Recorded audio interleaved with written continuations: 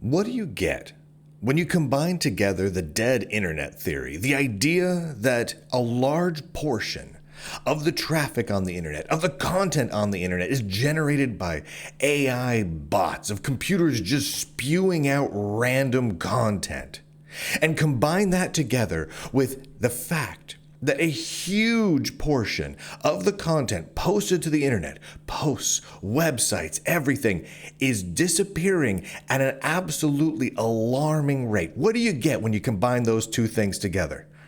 I'm not 100% certain, but it doesn't sound like a healthy, awesome internet. I'm going to put that out there. If you try and dig up information on dead internet theory, you end up going around in circles. There's a number of articles from a few years back that kind of try to debunk internet theory while simultaneously proving dead internet theory. They say things like, yeah, it seems like there's a lot of bots, and yeah, it seems like social media is just filled with AI-driven traffic and whatnot, but that can't be true. And then it just trails off. There's lots of articles from big media outlets talking about that over the last few years. But the reality is, if you look around, there's a huge number of companies that specialize specifically in providing tools to individuals, organizations, and companies to create AI-driven content to post on the internet. In fact, it does it automatically, many of them. There's a huge amount of it out there. Some reports, like this one from Security Today, shows that 47% of internet traffic is from bots. Now, that's not just AI bots posting to social media. Sometimes that's web crawlers and various other indexing tools and the like. But in general, what that points to is a significant amount of the internet, if not the majority, I would posit, is not actually humans doing something or requesting traffic or posting about things. If you go spend any amount of time on, let's say, Twitter or any of the other social media networks, you quickly start to notice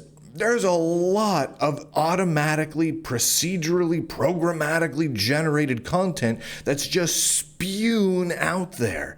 And it's not real. It's not from any one individual person. It's just created by a bunch of AI bots. And this sort of thing is growing in momentum. I mean, we just saw earlier this week when Microsoft unveiled their Copilot Plus PCs, where everything is going to be AI-driven top to bottom. You write a Word doc, it's AI-driven. You're playing Minecraft, it's AI-driven. The AI does it all for you. You want to post to something on a website, the AI is going to help you along the way. And we're not talking some sort of friendly AI like little Mr. Clippy in the corner that's like, I see you're making a Word doc. Can I help you? No. It's just like, here, let me provide you all your words and all the content, and let me watch you and tell you what you were doing, and then I'll just pretend to be you going forward. That's the future. That's what's being pushed by Google and by Facebook and by Microsoft and by so many other companies. I mean, heck, even Mozilla,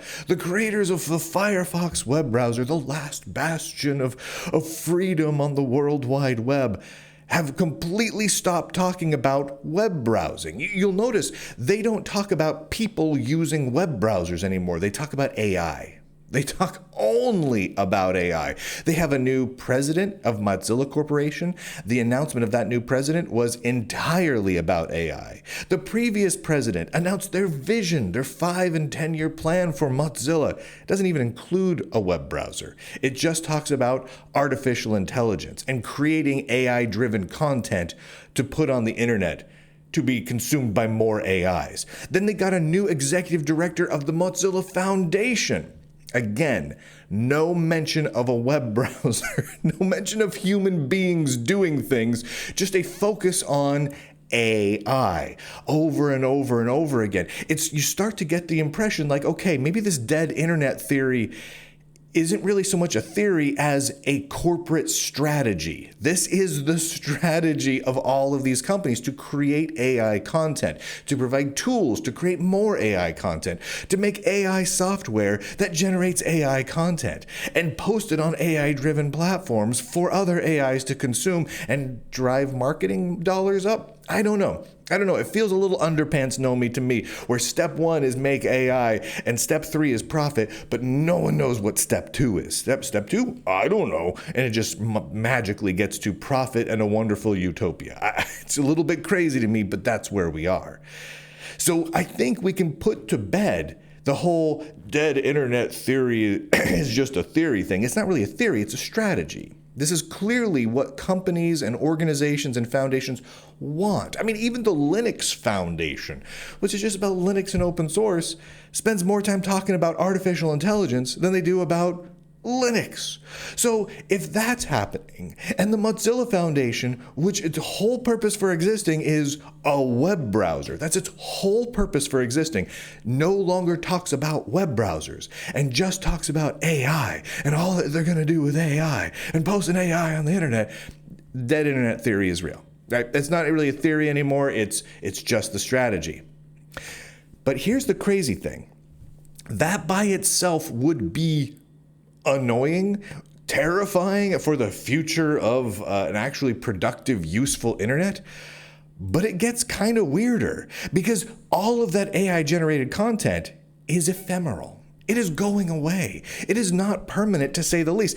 This is from the Pew Research. This came out just a couple of days ago, entitled When Online Content Disappears. 38% of web pages that existed in 2013, 10 years ago, a little over 10 years ago, are no longer accessible a decade later.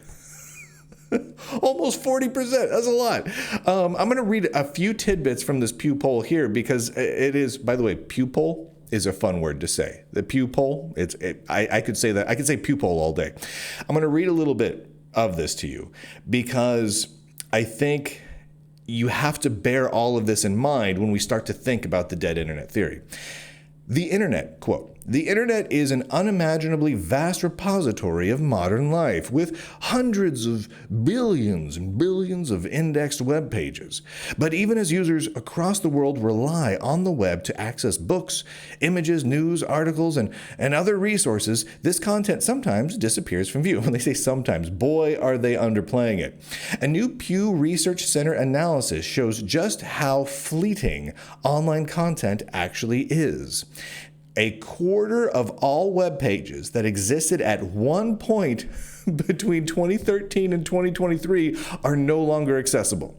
As of October of 2023. In most cases, this is because an individual web page was deleted or removed on an otherwise functional website. And they have a chart there. For those of you listening to the podcast, they have a chart there that shows how it goes over time. And if you have a website that was created in 2013, 38% chance it doesn't exist anymore online. Like, you can't get to it. And of course, the newer stuff is more available. Like stuff created in 2022, 15% chance that it is already deleted by 2023, by the end of 2023. I mean, that's pretty quick, right?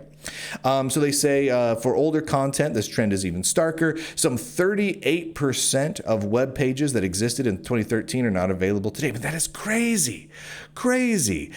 This, they say, digital decay occurs in many different online spaces. We examined the links that appear on government and news websites, as well as in the references section of Wikipedia as of spring 2023. This analysis found that 23% of news web pages contained at least one broken link, as do 21% of web pages from government websites. Now, what's fascinating here is we're not talking about personal blogs even, which change even more rapidly. We're not talking about technical documentations, which changes like the wind in some cases. We're talking about government details, online encyclopedias, and news outlets. The things that we need to be consistent and to have a good record of the past on, so that we can understand history, so that we can understand current events, so that we can reference them. Those are being deleted like crazy. 54% of Wikipedia pages contain at least one link in their references section that points to a page that no longer exists. Holy smokes. Nearly 1 in 5 tweets are no longer publicly visible on the site just months after being posted, right? So to get that, within a few months after being posted to Twitter or X or whatever you want to call it, 1 in 5, 20%, a little over 20%, are no longer accessible. In 60% of these cases, the account that originally posted the tweet was made private, suspended, or deleted entirely. In the other 40%, the account holder deleted the individual tweet, but the account itself still existed. Holy smokes. Certain types of tweets, and this is just interesting, tend to go away more often than others. More than 40% of tweets written in Turkish or Arabic are no longer visible on the site within 3 months of being posted, and tweets from accounts with the default profile settings are especially likely to disappear from public view. So what do we have here? We have everything's disappearing, right? So we can say, I think pretty well definitively, that a large portion, if not a majority, of the main content on the internet is being produced by AI bots in some way, right? That certainly is the goal of these corporations. They've stated as much, and it looks to be that way. All of the analysis points in that direction. There are some news outlets that still like to go, oh, dead internet theory is nonsense, even though every company is like, yeah, no, totally, we're doing that. Yeah, we're totally making everything up using AI chatbots, and we're charging advertisers for that privilege. Like, every company is doing that. But it's all being deleted rather rapidly. So how do we deal with that? Well, one of the ways we deal with stuff being deleted is by archiving things, right? We have the Internet Archive. Thank heavens for archive.org. Thank heavens we have someone out there that is archiving not just individual PDFs and scanned magazines and whatnot, but the Wayback Machine of the Internet Archive, which literally indexes huge portions of the internet. You can go there and type in a website, and if it's popular enough, it'll have gotten indexed sometimes hundreds of times with snapshots over the last decade or so. It's amazing. It's an amazing treasure trove. It is a resource that I use weekly, if not daily, to look up information, to find statements from companies in years past and how they contradict current statements, and details about products or press releases that have kind of been swept under the rug. Oh my goodness, it is an amazing, amazing resource. Unfortunately, that resource might be heading towards an uncertain future, to put it mildly. Right now, the Internet Archive has pretty massive lawsuit going on between it and book publishers because the Internet Archive kind of broke some laws. It took physical books in print currently being sold and distributed, made digital copies of them, and gave them away freely on the internet without even informing the publishers or the authors or anyone involved in creating the book, right? You can't do that. Whether you think that you should be able to do that or not, you can't. Right? Just from a legal perspective, right? So we'll put aside right now whether or not you, me, or anyone else thinks the Internet Archive should be able to digitize whatever book they want and lend it out online. We'll table that discussion. Totally valid discussion to have. But for the moment, from the legal perspective, it doesn't matter because it's a crime. In fact, the Internet Archive has already been found guilty. and they're appealing that right now. Now, the potential here, the potential fines that the Internet Archive is facing from this one suit is fairly astronomical. It is fairly large, and it could put the Internet Archive out of business. What makes it even more terrifying for people who rely on the Internet Archive or something like it is that it opens up the doors for many, many other publishers, including publishers of software, which the Internet Archive publishes a lot of currently produced and sold software for free on their website for anyone to download. It's basically a giant piracy website. I mean, again, whether you like it or I like it, it doesn't really matter. We gotta put that aside. We gotta put our feelings aside and focus on the reality. The lawsuits are not going to stop, right, against the Internet Archive. So either someone's going to have to come along with the crazy deepest pockets on earth in order to keep the Internet Archive alive, or it's going to go away. which means the ability to keep these websites going, to keep the content posted on not just Twitter, but news outlets and government websites, to keep that around for historical purposes is all but completely going away. Now, there are some tools for taking those websites, at least some of them, and making offline versions of them. I just want to call out Kiwix right now, Kiwix. It's a great application. You can get it for Android and Windows and Linux and all sorts of other operating systems. And you can take it and download collections, right? We're talking collections of Wikipedia and various Linux repositories and various encyclopedias, and then you can browse through them and read them offline without any internet connection required. Now, those are great things. Those are great tools, but those only solve a very small snapshot of the problem.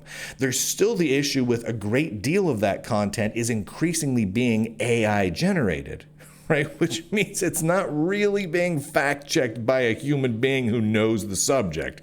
Not really. And it only covers such a small amount of the content online. It's all just disappearing, as this Pew Research study shows. It's tremendous. Nearly 40% of the good data, articles on the internet after 10 years are gone. Nearly 40%.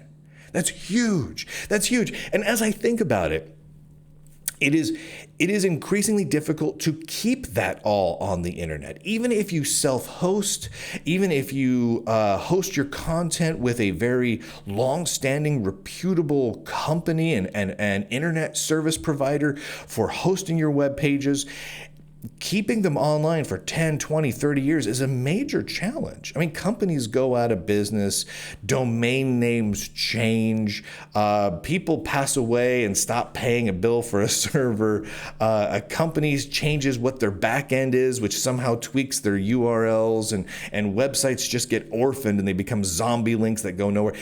All sorts of things happen. Lots and lots of things. Not just deleted content intentionally. But the end result is somewhat still the same. A huge amount of the content, whether it's created by artificial intelligence and bots or created by human beings, is completely and utterly disappearing. So when you combine these two things together, the fact that most of the stuff we've got out there is bupkis and just AI generated. And most of it, whether it's human or AI bupkis, is just getting deleted and is ephemeral. It's just floating in the wind and like tissue paper that gets shredded into a million little bits of dust. What does that mean for the future of the internet? I mean, really, I feel like this is a question that we need to ask ourselves: is what exactly does this mean the internet looks like today, let alone 2 years from now? When the companies producing the web browsers, right? Like look at Mozilla. Their web browser, it was positioned as the last chance for the free and open web, right? Like they really pushed that hard. And a lot of us, myself included, bought into that. Now they have even completely given up on that. Yes, they still make Firefox because that's their bread and butter, and if they stop making it today, they start to run out of money. But they don't even talk about it anymore. They don't talk about investing in it. They don't talk about how it's their priority. They don't talk about it when they bring on new executive directors and CEOs. Nobody talks about it, Firefox, anymore. It's just AI. It's an AI internet future. AI, by AI, for AI, about AI. It's just AI. Now there's a lot of ways this could go. It could all fall apart and this AI nonsense could just hit so much backlash that it just ends and we go back to kind of an internet the way we used to have it before the AI bots exploded. Or it could be that it continues along the path that the corporations and Mozilla and Microsoft and all the other ones clearly want, where the content is by and large AI created, and what few people remain are just consuming AI materials and driving clicks up so that they can get more advertising revenue. Or maybe something in between. I kind of almost hate the something in between the most. I hate the idea that we're stuck in this internet limbo where most of the traffic is garbage, but there's enough valuable stuff there that we keep coming back to it, right? Like the Lunduke Journal, I publish everything on the internet. Is anything from the Lunduke Journal AI generated? Not a drop. Not one word, not one image, not one sound, nothing, right? And everything that I post comes from my hands, my voice, my fingers, my brain. And then people may not like it. There may be errors in it, but it's a human generated. It is a boutique, human crafted experience. And there's still a great deal of that, which keeps all of us coming back to the internet. But there comes a point where how much can we rely on that really being the truth? You see increasingly stories about AI voices and AI visual actors and AI companions and AI TikTok and YouTube generators where they create the text and they create the audio overlay and they create the images and they edit it all together and it's all just spit out with an AI run on some gigantic GPU farm sucking down 1.21 gigawatts of RAMs all the time. It's crazy. I hate that purgatory the most. That non-definitive, it's kind of in the middle. Maybe the internet is worth saving, but it's got so much wrong with it. That to me is the worst. I kind of almost wish it would tank and just be 100% AI and we just go, never mind, do over. We'll all just go back to, I don't know, dial-up BBSing and ham radios. I'm done. I'm done. This way of online stuff is just done.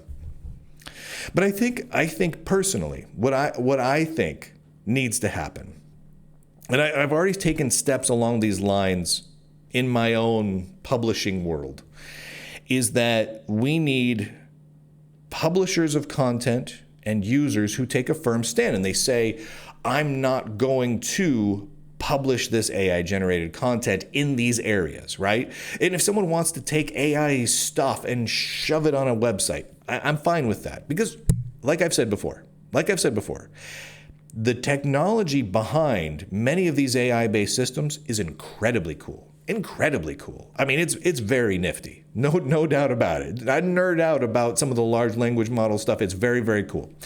However, we need places where we can say that what we find here is human, right?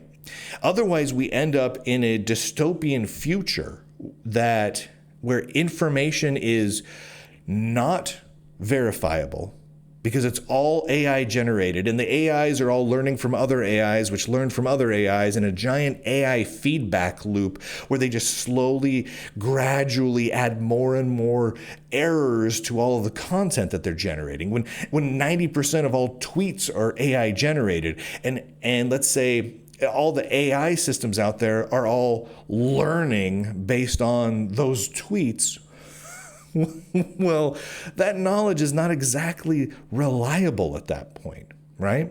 It's just not. It's simple logic here. So we need places where we can say everything here, everything, every article, every video, every podcast, every picture is something that a human made, right? It's all human made here. It's sort of in my mind like the Matrix, right? And I hate to use the Matrix as a metaphor here, but it does kind of work. It's either the Matrix or the real world, right? Sure, you can live in the Matrix and it kind of seems real until you start realizing there is no spoon. And then you have a choice. You can either live in the Matrix and maybe it's great, maybe you love it, maybe you want to live in the Matrix. I don't want to stop you from living in the Matrix and being a human battery, but maybe you want to live in the real world. Whether it's dirty and greasy and in a sewer or not, but it's still real. This is the issue we've got right now. So we're at sort of a point where I would almost say it's a crossroads, but it's past the crossroads. The crossroads was back there a ways. The crossroads where the internet is going to be all about people posting things and creating things and sharing things and then finding things and enjoying things and reading things. That all was back there. We were supposed to turn right about a mile back there. And we didn't turn right. We turned left. And turning left was an AI chatbot farm posts all the content for the rest of the AI chatbot farm and the few of us human batteries that remain. We decided to turn left. Now, we haven't gone all the way to the end of that AI road yet. We're just on the way. So in theory, we could beep, back it up a little bit. But maybe just our best bet is have some declared safe spaces. I hate to use that word again, but safe spaces, human spaces, I guess is really what it is, where we don't go the AI route. And on top of that, we also need to find ways where we please can back up our content better, because I need to do a better job of this. I need to spend time creating PDFs of my articles and providing them as downloads for everyone. I need to spend time finding collections of my videos and providing them as downloads for everyone. That way, things can be backed up. They can be backed up by you, backed up by me, backed up on physical media, on thumb drives, on servers, on a Nextcloud server, wherever. Because we need to be able to keep and preserve all of that digital media. It's important. And some of the only options we have for that are going away. And as we've seen here, the internet web pages are dying at a rapid pace. It's a topic we need to think about, and I think it's one that is well past time that we actually address, because I think these two things are connected. They are deeply part of the same issue that is hurting the health of the internet, of the World Wide Web, of whatever you want to call it at this moment. And we need to tackle this. We need to tackle this toot sweet, ladies and gentlemen, toot sweet. If you do want all that human-made content, go over to lunduke.com or lunduke.locals.com. All humanly made content, boutique content, artisanal, human-made, handmade articles about technology. I'll tell you what, straight up, a lot of the tech news sites are increasingly using AI systems, not just for creating their headline images, but for creating large portions of their text, summaries of press releases that get turned into articles, all sorts of stuff. It's nuts. It's nuts. Oh my heavens. There's only a few tech news outlets left, and the ones that are left that are actually having humans write the tech news, all of those are funded entirely by big tech. So there's massive quantities of topics they won't even touch. The Lunduke Journal stands alone on top of the hill, wondering where everyone else went. And yeah, we're the only ones. We're the only ones left.